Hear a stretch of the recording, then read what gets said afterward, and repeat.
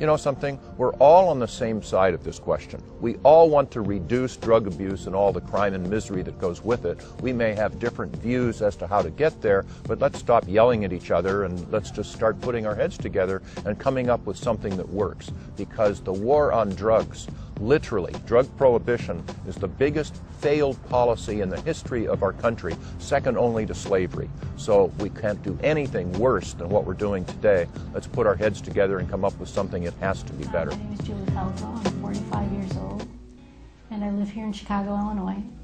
And I've been living with multiple sclerosis, call that my profession.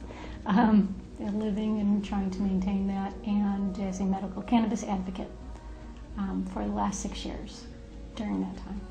In the beginning, talking about it, that was the thing of like, oh, do I say my full name? Well, you know, like, do I really tell people that I'm doing this and how to bake in it and everything? They're like, okay, right, I got to be concerned here of what I'm actually talking about. And you know, do I say I'm Julie F. or, you know, Julie Anonymous?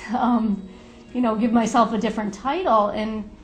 And then right before, you know, there was a couple of interviews that I was going to give my name out or not. That's when I heard about Jonathan Magby in Washington, in that story that he had gotten arrested. He was paraplegic and could only use, you know, the chin-operated device to get around in his wheelchair.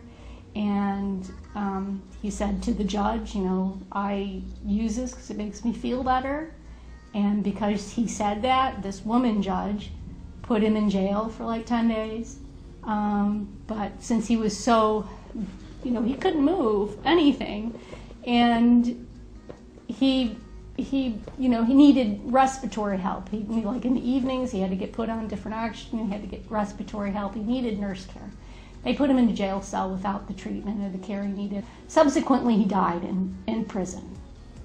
They left him because he couldn't, you know, I guess he kept ringing the, you know, or trying to bang on the jail bars, and I think they moved to another cell that was farther away because there was no button or nothing that he could put, you know, he couldn't even lift his hand to do that.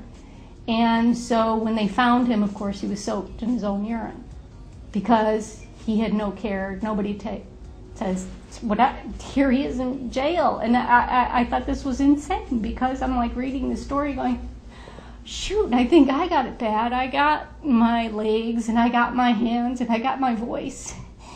This could be me. But it's like, here's somebody that, you know, is in a wheelchair and doesn't have that support he needed, and they threw him away like a piece of trash. So I said, screw that. I'm Julie Felco, and I use cannabis. And it makes me feel better.